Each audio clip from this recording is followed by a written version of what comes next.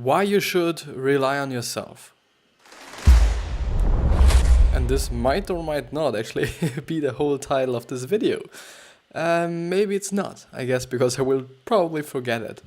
But yeah, hello and welcome back to the next episode of the Self-Development with Tactics fucking podcast. And I'm pretty pumped to be here once again. The only difference today is that I haven't been showering before and I haven't eaten everything before. Because I came home a little bit later than usually.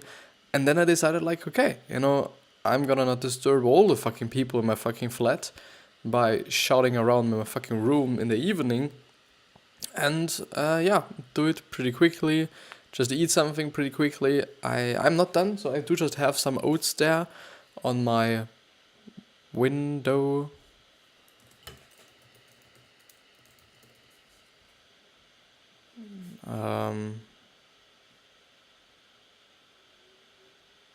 Window ledge, windowsill, something like this, I guess.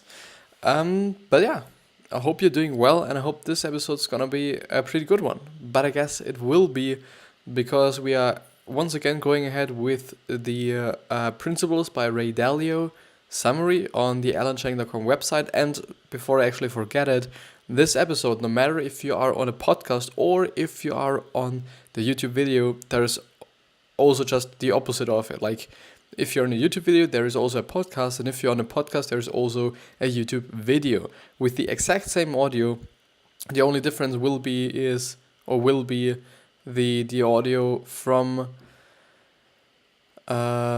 the podcast would be, or actually should be, a little bit better and a little bit more clear and a little bit just post edited, because I kind of feel like if there's only the audio to listen to, it should be great. But if you do have audio and videos or something to, look at quite, I do somehow feel like, it's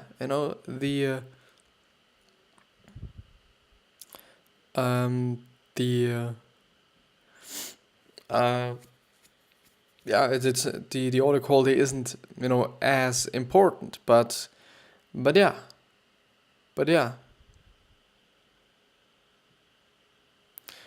So I'm just reading some texts all the time. Maybe I'm gonna write back.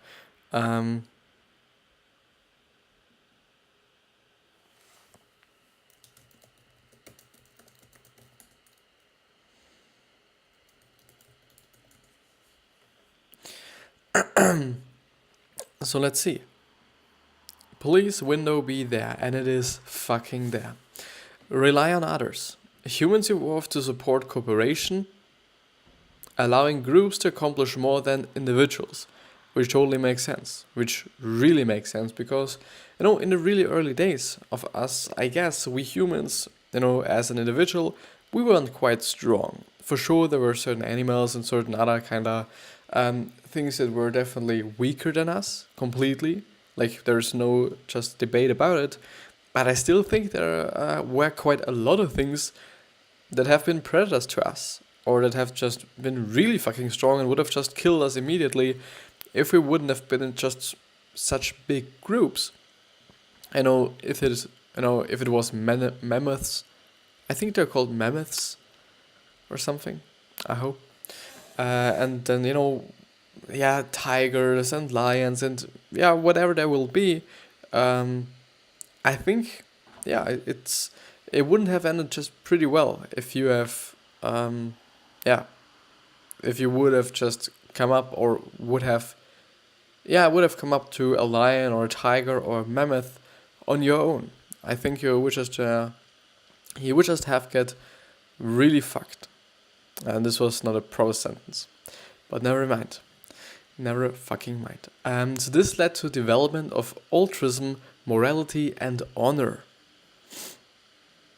It could be true. I don't know. I'm not a scientist. I'm not that educated in this space, even though I am pretty interested in this space. And I've also been looking forward to, certain things to just learn more about these certain things. So how we actually got to where we are today. So not in terms of history, but more about us, like our body and how everything evolved and all these things. I think these are just first of all, really, really fucking interesting. And second of all, quite also important to maybe kind of explain to yourself or explain yourself why certain things are like they are. For example, fear. Fear for sure doesn't quite matter just nowadays. But, some thousands or million years ago, fear was something very, very important because I think it really let you survive. And this is basically the only thing that your brain wants you to do. Fucking survive. And this is quite everything. So you will never be able to view yourself objectively most of the time. Get others to be radically truthful with you so you can see the truth about yourself. Which makes sense as well. Because, I think if you're thinking about yourself and if you're thinking about your reality, then you might ask yourself, is my reality just really the reality? Or if I'm actually seeing myself as the real me? Or if other people probably see me differently? And I guess most people will see you differently, no matter how close they are to you, I guess, for sure, certain people, like, I don't know, your mother or whatsoever, they just know you, like, they've been knowing you for just a proper amount of time to actually kind of know you and to actually kind of also make some assumptions about what you might be thinking of, what you might just be into, and all these things. But I guess all the other people will definitely, and also your mother also will see you differently, because what you're thinking and what's going on in your head is just the majority of what is actually kind of moving you and what is actually kind of motivating you and what is actually kind of just forming you as well, or forming your character, at least at my point of view. So I really think, and I'm really quite sure that what you're thinking and what's going on in your head, which is something that nobody knows but you, is just really important for who you are. You might seem quite differently from the outside, but from the inside it's, or could be, totally something different. But yeah, so as a CEO, Dalio gathered a management committee to oversee himself. You will never be able to be proficient at all things necessary to reach your goals. So would you want Einstein actually on your basketball team? I guess not. Don't be upset if you find you are bad at something. Be happy you found out, since this will improve your chances of meeting your goal. Yeah, for sure, if you understand this, you might just hire somebody, you might just get a partner that actually is pretty good at what you're not good at. But yeah, so you can try to work at your weaknesses, but check if it is inconsistent with your nature. If so, it's probably better to ask others to fill the gap. And I really, really deeply love him for actually pointing this out and actually writing it down into his book, and actually also for Alan Chang, who has written this summary, because it's very important in my point of view. Because for sure, you can work on all your weaknesses, but does it make sense? At my point of view, probably not, because the real thing there is that you're basically then working on something you're not good at up to this point, up to your age, whether you be, 40, 50, 60, 70, 80, whatever it will be. It's just a lot of time. And if you would have needed it somehow, and if you would have, or if it just would make sense or would have made sense, then I guess, you would just at least be somehow decent at this. But, it's clearly something that's not your nature, as he actually points out. And so you really just have to think about, okay, would it take way too much time to actually get on a pretty decent level? Not even good, just decent, or am I actually going to learn it pretty quickly? For sure. And then you pretty much decide, okay, if you understand it's gonna take you a really long time, then it might be just a better decision to just hire somebody, or to just fill the gap, as they say. So I truly think that it is very important to be truthful about yourself, even though I've been pointing it out so often, been underlining it kind of so often. I think it's very important to actually be truthful to yourself about what you can and what you cannot. Because, yeah, if you're lying to yourself, you probably would just be not that good at this certain point, I think, and maybe you will still do it. And if it is in terms of a business and maybe it's about, I don't know, accountment or accounting, and if you're not pretty much good at it and you're just too kind of proud to actually hire somebody, I think you just really could fuck your whole business. Because you being a bad accountant, which is just, pretty much, yeah, it's pretty important to have a good accountant or to be an good accountant. So yeah, you probably would fuck your business, which wouldn't be something great, only because you have an ego or you have. And now we're actually into the ego barrier. We were talking about, I think, 2 episodes ago. So because there are actually 2 different barriers that actually kind of prevent you from getting to your goals and getting to your maybe greatest yourself or whatsoever, which is the first one, the ego barrier, and the second one was the another one, but I can't remember it. But I think the ego barrier is pretty strong sometimes, and it should totally not be. But yeah, let's move on. Let's see. Find the most believable people in the area of concern. Seek out the smartest people who disagree with you so you can understand their reasoning. Find other people who disagree with them and listen to their thoughtful disagreements. Well, I think it makes sense what he points out, but I'm just still thinking about it, and I'm kind of always trying to see something, I wouldn't say negative, but something that's not quite falling into what he's saying. Like, okay, it might be just this way, and it might also be just this way. I'm somehow doing it quite often, to be honest. Not only when I'm going through book summaries at all, but yeah,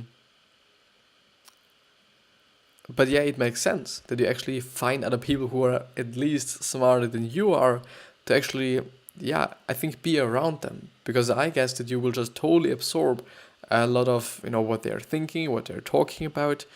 And this is also one of the reasons why I think that your surroundings are pretty important, because you will definitely absorb certain things, certain ways of acting, certain words, certain characteristics. You will for sure absorb something, even though it has been something that I wasn't sure about. And I've always felt like, I think it's not true. I think it, it doesn't make any sense, or it doesn't just really care whom I surround myself with. But it really does. And I've seen that, for example, I use certain vocabulary that people in my group or my community or whatever you want to say also use. This might now be good or this might now be bad, but it's just what it is. And it has been pretty interesting, as I've just really kind of just got it or recognized it.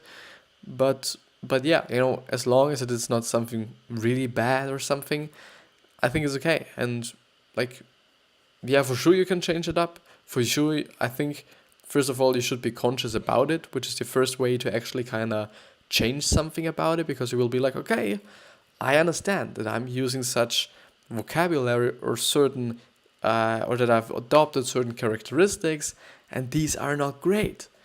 And if you're realizing this, which is for me at least just often the really first step, then I guess you can do something about it.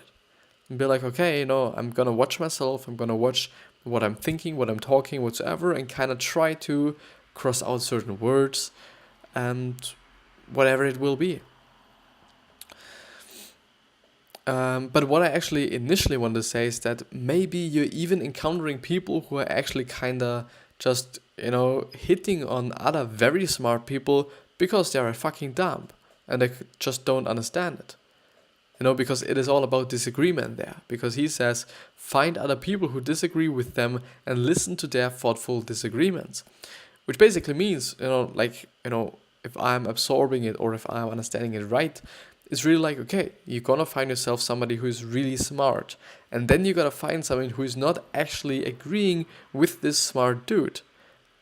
And you should actually listen to both of them pretty carefully and pretty thoughtfully. I understand the whole concept, and it might even be good to see,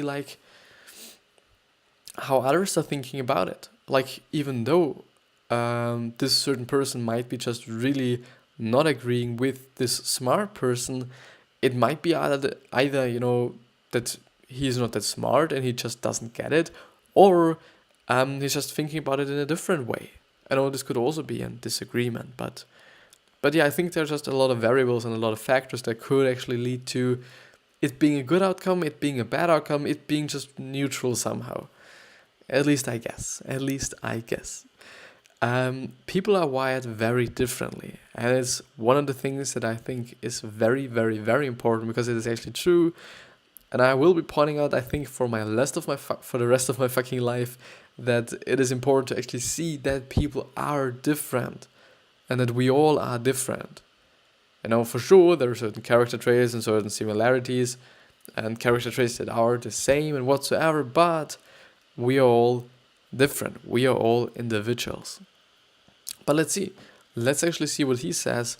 So, through a combination of genetics and environment, people come to think in very different ways. People who think very differently have trouble understanding each other and often ignore the value of what they don't have. For example, abstract thinkers think literal people have no imagination, and literal people think abstract people are pedantic philosophers. Which makes sense, and I think there it just also has a lot to do with being empathetic and having empathy, because if you just are like, okay, this is totally a person that doesn't think as I'm thinking, which is actually sometimes the case for me, because, just have to plug in my fucking PC, I'm sorry.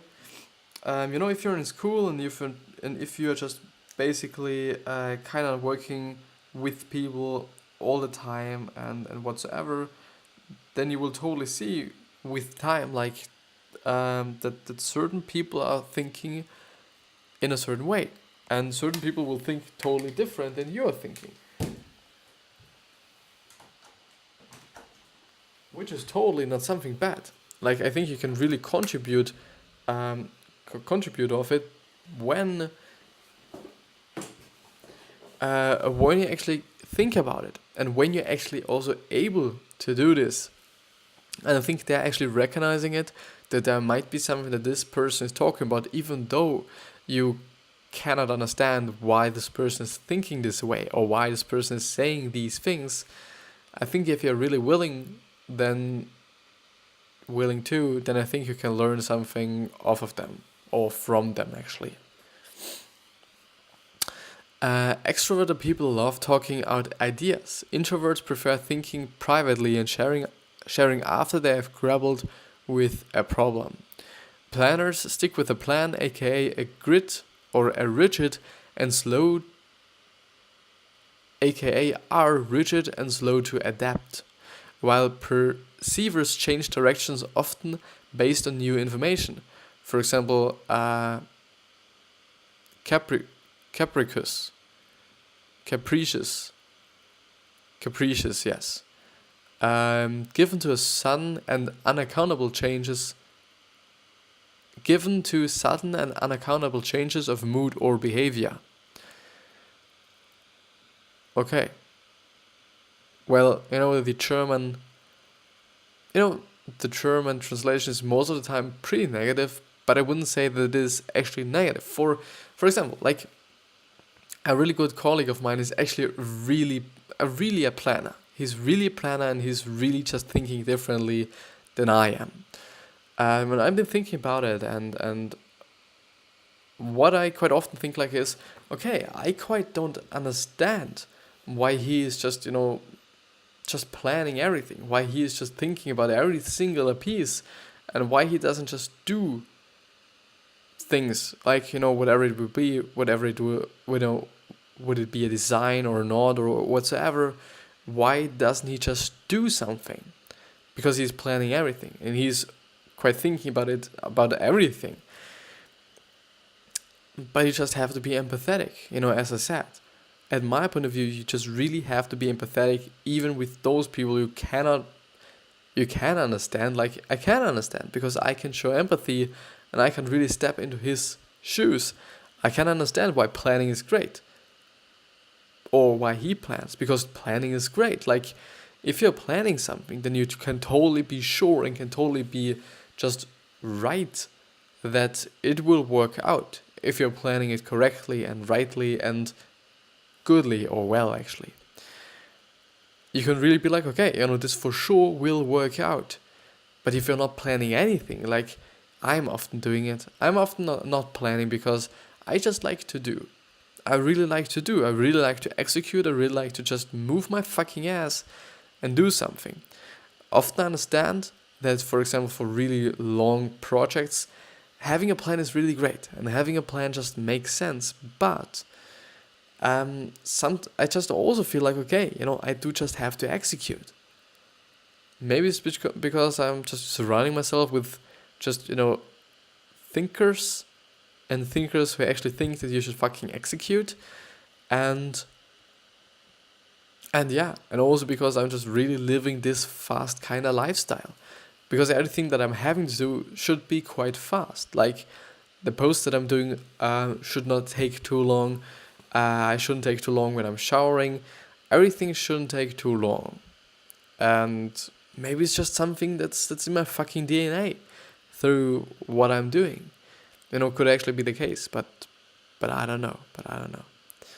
But let's see. But it's definitely nothing bad. Both sides, whether you are just a really executor or whether you are just a real planner, both things are great. Actually, having both things, I guess, is the best thing to have. Like, you can execute and you can be fast and you can just do. But you can also, if it is needed, plan something just ahead for multiple, weeks or months pretty accurately. And I guess, this is just good if you're able to do so. Like, there are these certain people and there are these certain people. And it's totally okay. It would be just somehow even racist to actually say, like, I don't understand this person. This person should think differently. Like, yeah, who gives a fuck? Like, just let the people, be doing what they're doing. Like, just, yeah, doesn't care. Or does it? Or it doesn't matter. Does it? And be curious enough to want to understand how the people who see things differently came to see them that way. Actually, also something that I quite find pretty important. Instead of getting frustrated with people and the choices they make, realize they aren't intentionally acting in a counterproductive way. They are simply making the best decisions they can based on how their brain works. Yeah, and I think it could definitely be like the case that you're doing something and they think like, okay, you're really counterproductive at the moment. And you, on the other hand, think like you're the most productive person in the fucking room. Like, yeah, we're all individuals, And this is actually, because it somehow leads to the point, it would be fucking interesting what you're thinking about it. Do you think that the process is more important or the end product? For me, it's like, I really care about the process, but I really also care about the end product. But because, the end product is actually what kind of counts at the end. Like, if you're having a great process of making a campaign for your ads, or an ad campaign for your company, and you're then just running the ads and nobody's just fucking signing up for something or nobody's buying something, then how much have you learned? Have you really learned something? For sure, you might have learned how to use the fucking ad manager from Facebook, or you might have learned to what you should not be doing. Okay, if you really shift your perspective and if you really shift your thinking, I guess you can learn from everything. You just have to search for it somehow. But still, yeah. I actually have forgotten what I have fucking said. But let's see. So understand your and other strengths and weaknesses to get the best results out of everyone. Managers who don't understand people's thinking styles won't understand how their reports will behave in different situations. This is like a construction foreman not understanding how his equipment will behave. then this could not be so great. Instead, see yourself as the conductor of an orchestra, bringing in people at the right balance to execute your vision. People with complementary strengths do better work together than separately. For example, a visionary and an executor. Yeah, it totally makes sense. Delio's favorite person, and by the way, I'm not such a kind of executor who would actually execute other people's visions. I wouldn't do so. Or wouldn't at least like to do so most of the time. If I can bring myself in it, so that I can actually also decide what I'm doing, how it should be looking like, and all these things, then it's okay. But I guess I wouldn't actually execute something that others just have made. So basically just building what they said I should be building.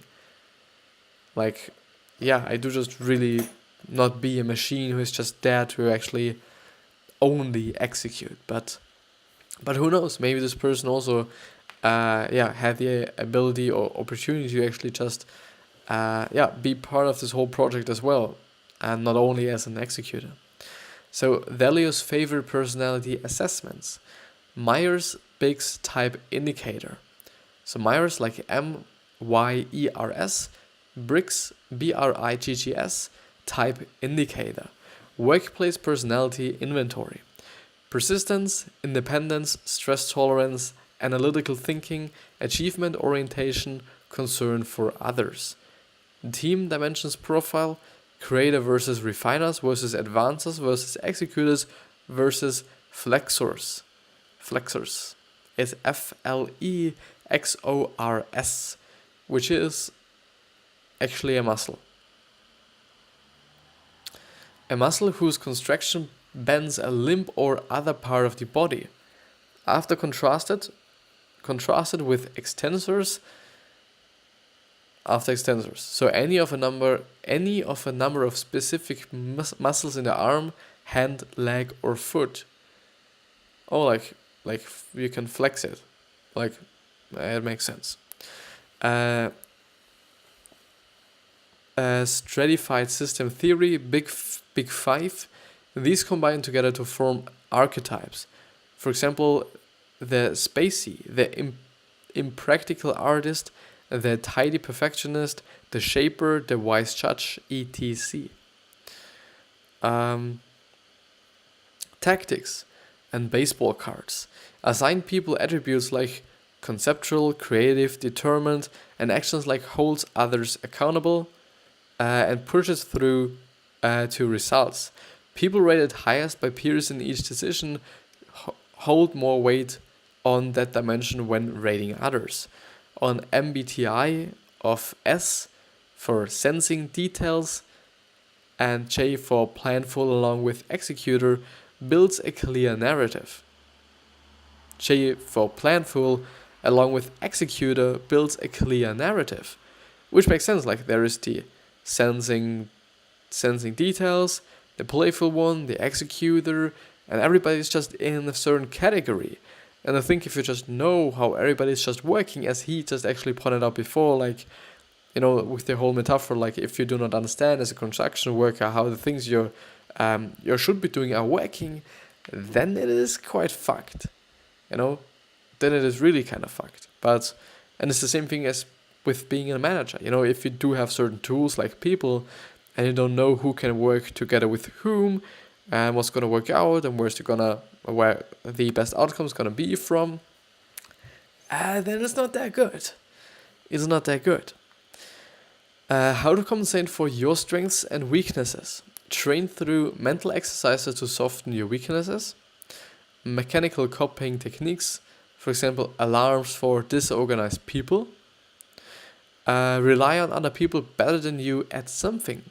And I think if you're just really surrounding yourself with people who are actually better at something than you are, you will totally learn things from them pretty fast. And I think it was actually Tom Bilyeu who pointed that out.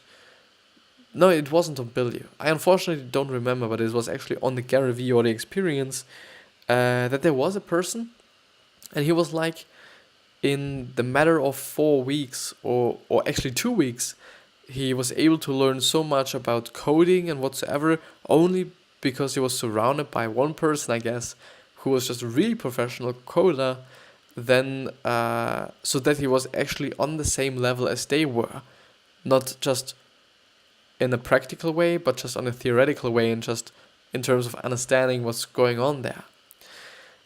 So I wish Delio had gone further into the ideal composition of a team based on the project needs and into how different types of people should better communicate with each other, for example, high versus low concern for others. But yeah.